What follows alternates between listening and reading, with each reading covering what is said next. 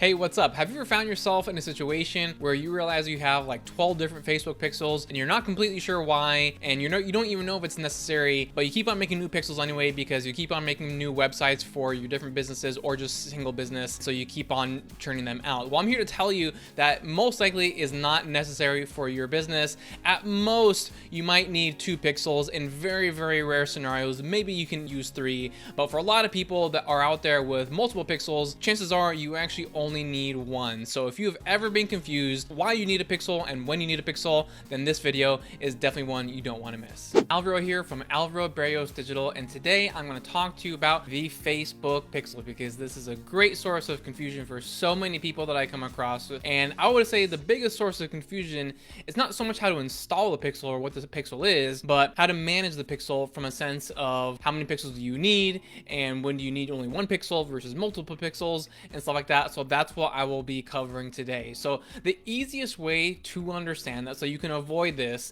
and actually the reason I'm even bringing this up is because I've had recent encounters with clients where I'll hop in and they've got like 20 different pixels and it's totally unnecessary. So I want to help you not be in a situation where it's like pixel mania. Easy way to think about it in terms of whether you need 1 pixel or multiple pixels is that you only need 1 pixel per business or business unit. So what do I mean by that? You can have like your corporate company, right? So even though I go under 𝐷𝐿, my legal name of my business is AB Media Ventures Inc. And underneath that, I could, if I wanted to, have multiple business units, right? I could have 𝐷𝐿 and I could have a basket weaving business. I don't, but I could, right? And so if that was the case, if I had 𝐷𝐿, which I do, but I also had a basket weaving business under that same umbrella, I would want a new pixel for the basket weaving business unit. I would not want to use the same pixel for, 𝐷𝐿 and also the basket weaving business. The common mistake though is that people assume that for every new website you have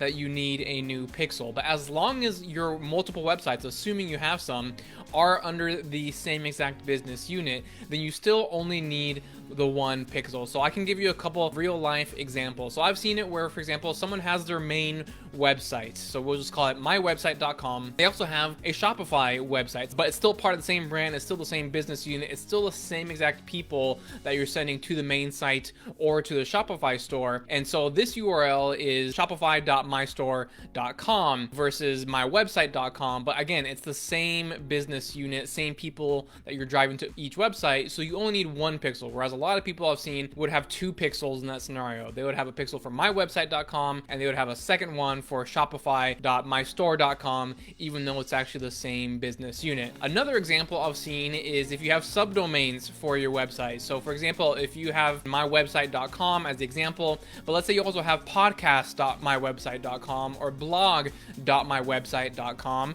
even though those are different subdomains and if people want to go to them, they type in a different URL, you don't need a separate pixel for each and every single one of those as long as it's still for the same business. So I have seen this before where someone, it was for their own brand, they had their podcast website, they have their blog website, and they have their main website, but it's all the same thing, all the same messaging, all the same branding, all the same people, all the same target audiences, but they have 3 pixels altogether. That's not necessary though. All 3 sites can have the same one. A final example I can give you is that sometimes people have a separate website for their flagship product. So as an example, I've got my Facebook ads course, Facebook Ads Ignition, and while I don't have a specific website or a specific URL for that, I could totally go out and create a website called, facebookadsignition.com. And I see a lot of people in those scenarios when they have a separate URL or site for their flagship product, they'll create a new pixel for that. But again, you don't need to do that because if it's under the same business unit and it's the same target audience and the same exact people